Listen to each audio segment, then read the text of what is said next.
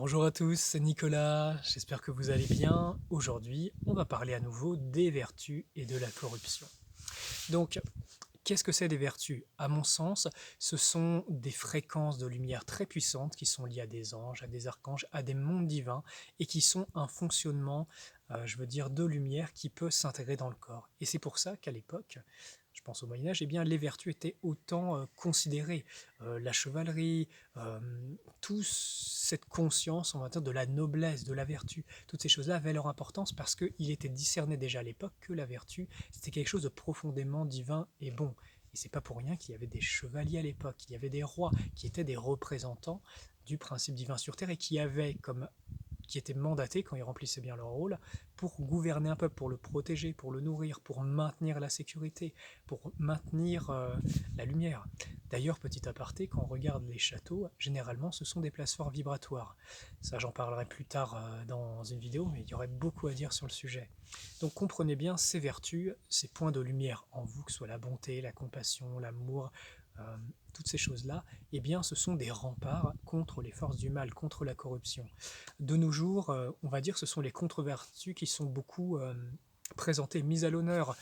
La malhonnêteté, le sadisme, la cruauté, la tromperie, euh, tout cela relève de la fascination du mal. Et ce sont des forces de corruption qui grignotent la personne à l'intérieur et qui, d'une certaine façon, l'amènent à se couper de plus en plus. Donc, qui l'amènent dans un chemin involutif de l'être.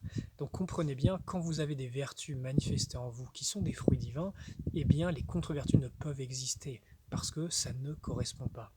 Et c'est aussi pour cela que dans la vie, on ne peut pas plaire à tout le monde. Quelqu'un de vertueux, d'aimant, de bienveillant, ça va être très compliqué qu'il soit aimé de forces qui détestent profondément euh, l'intelligence divine, cette vibration et ces manifestations. Pour eux, c'est insupportable parce que généralement, ça les renvoie, je parle des démons, à leur propre chute, ça les renvoie à leur propre séparation et c'est une souffrance terrible.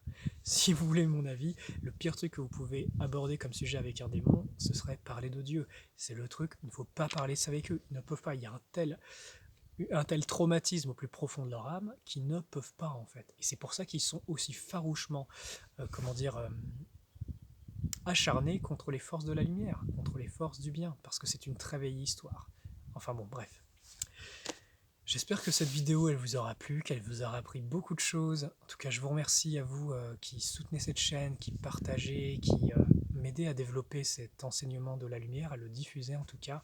Il y a beaucoup à faire sur cette planète, notamment à cette époque. Ce n'est que le début, cet enseignement n'en est qu'à ses prémices. Et ceux qui sont prêts, eh bien, ils reçoivent ces formations, ils peuvent commencer à aller beaucoup plus loin dans cette maîtrise. Et il y a beaucoup de belles choses qui peuvent être faites individuellement, mais aussi pour le collectif. Donc merci à vous qui participez directement ou indirectement à cette œuvre.